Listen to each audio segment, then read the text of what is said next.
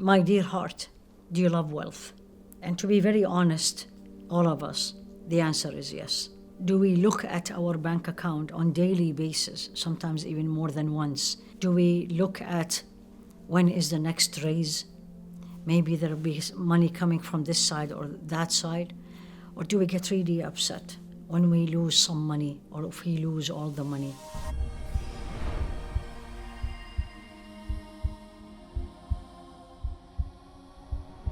The answer is yes.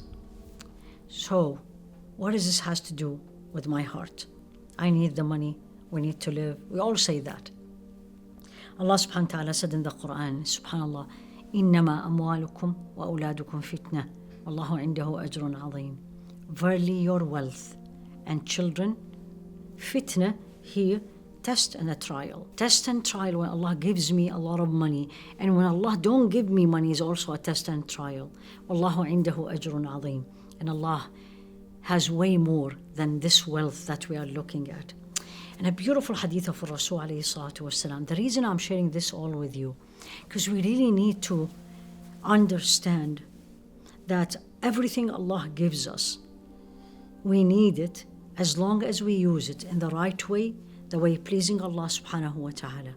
Once it becomes attachment, becomes the focus, becomes the way that I disobey Allah, now it became failed test and becomes something I'm going to be asked about. And look at this hadith of Rasul alayhi salatu wasalam.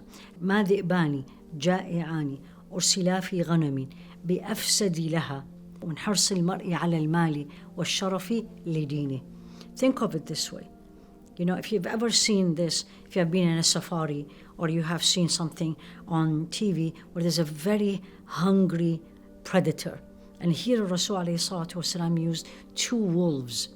And imagine these two very hungry wolves, right? And they were sent into a whole herd, like enclaved herd of sheeps.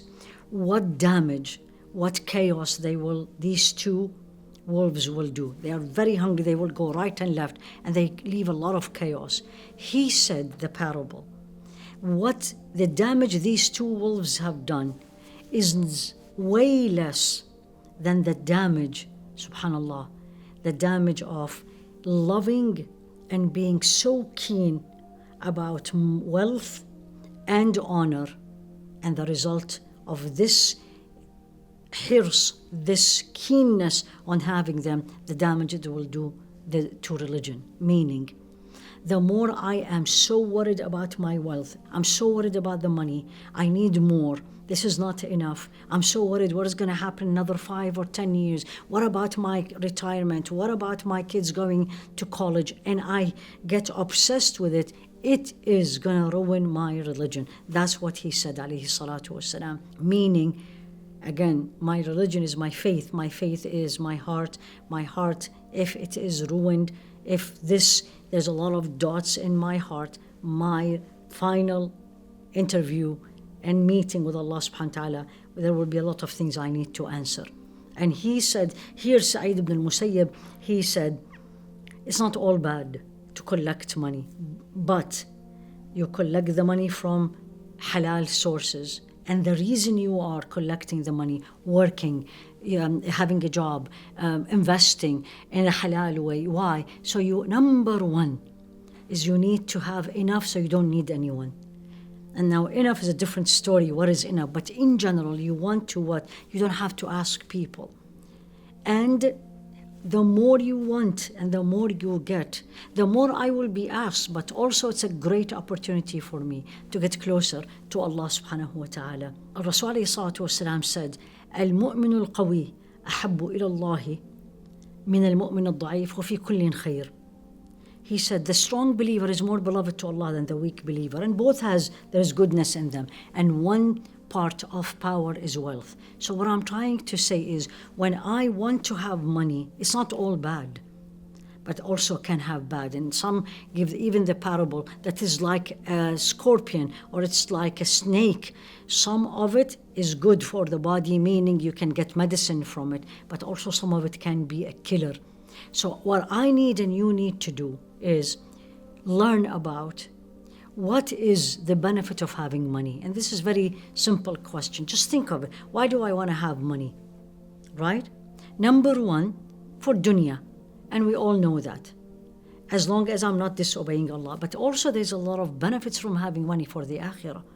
Meaning, I am a person who's going to spend it on myself, but the way I spend it, what pleases Allah subhanahu wa ta'ala. I go for Hajj, I go for Umrah, I give Sadaqah, I build mosques, I take care of a lot of orphans, a lot of needy people. That's beautiful. Second thing is, again, charity, that's for sure. So I don't need more.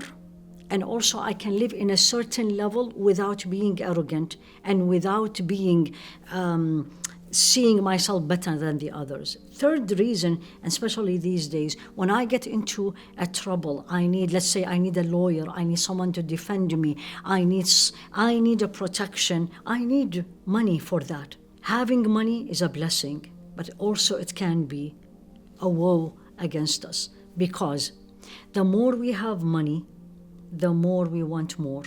And the more we want more, most likely it will end up in us disobeying Allah subhanahu wa ta'ala. Second, and that's the most scary one, when Allah give us money, we're going to start disobeying Him. And I don't want that. And Sayyidina Umar used to say, Allahumma inni a'udhu bika min malin, us'alu anhu fi qabri, wa yantafi'u bihi warathati min wara'i. I seek refuge in you, Ya Allah, from wealth that I am going to be asked about. And the people who will inherit me will benefit from it.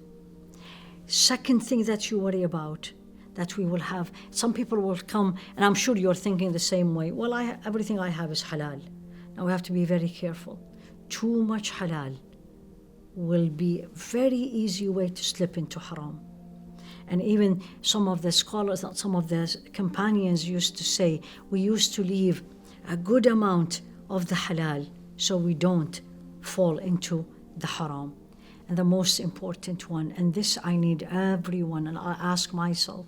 I remember when I was in residency doing OBGYN, and we used to do training 12 to 16 hours. How much time left for remembering Allah? We barely were able, alhamdulillah, we were able to do salah on time and the minimum. And this is temporary. But then when this is my life, my working hours is 12 to 16 hours from one meeting to the other, from one deal to the other. For sure, it's going to take me away from the remembrance of Allah. There's only 24 hours in the day, and how many things I have to do. So what I need, the summary of this, for my heart to stay clean, for my heart to stay focused on Allah, I definitely do need money. I do need wealth. But as long as this wealth is not taking me away from Allah, and I'm not going to justify leaving a lot of things because I'm just donating, but the other things where the money is coming from, or I am going to be doing less what Allah wants me to do from my act of worship, and I am justifying it because I'm going to be donating, that doesn't work.